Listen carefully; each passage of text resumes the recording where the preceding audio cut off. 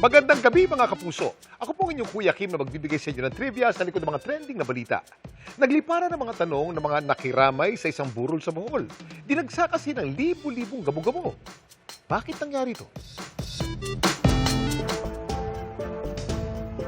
Hindi lang mga nakiramay ang dumagsa sa burol ng bayaw ni Edimar sa kanilang bahay sa Pilar, Bohol, pati na ang libu-libong mga gamo-gamo. Ang ilan sa mga ito dumapo sa dingding, sahig, pati na sa kabaong. Daghan kayo bisita ni Tatay O. Kwento ni Edimar, kakasimula pa lang daw ng burol nang dumagsa ang mga gamo-gamo.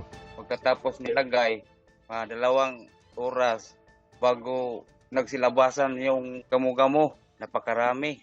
Hindi namin alam kung saan ang galing yun.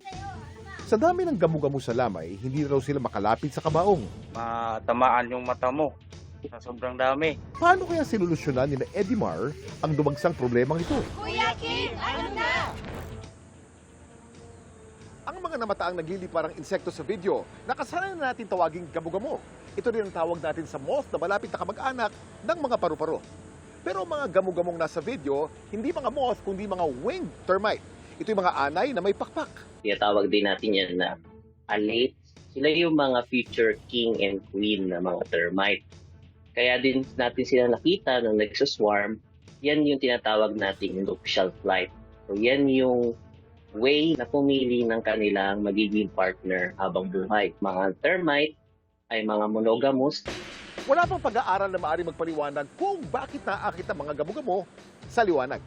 Pero ayon sa isang entomologist o ekspertong nag-aaral ng mga insekto, ang dalawang posibleng rason kung bakit nila ginagawa ito.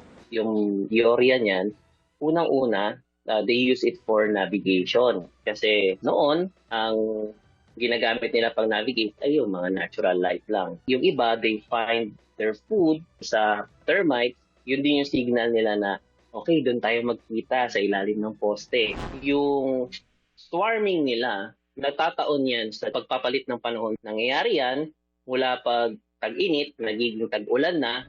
Paano naman kaya diniskartihan ni Edimar ang mga nag-swarm na gamo-gamo sa lamay ng kanyang biyanan? Nilagyan namin ng planggana na may laman na tubig. Pinatay yung ilaw sandali. Doon, unti-unting nawawala.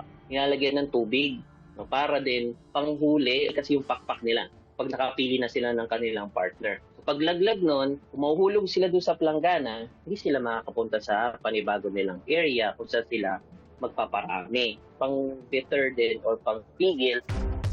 Ang mga gamo-gamo o winged termite, madalas mapagkamalan sa isang insekto na meron din pakpak, mga winged ant o langgam. Ano nga ba ang kanilang kaibahan? Madaling makilala ang mga winged termite dahil sa kanilang 4 na pakpak na magkakapareho ang haba. Hindi tulad sa mga winged ant na ang pares ng pakpak sa unahan ay mas mahaba kaysa sa likuran. Tuwid din ang bewang at antena ng mga winged termites. Habang pinch o makitid naman ang bewang ng mga winged ants, habang ang kanilang antena naman ay elbowed.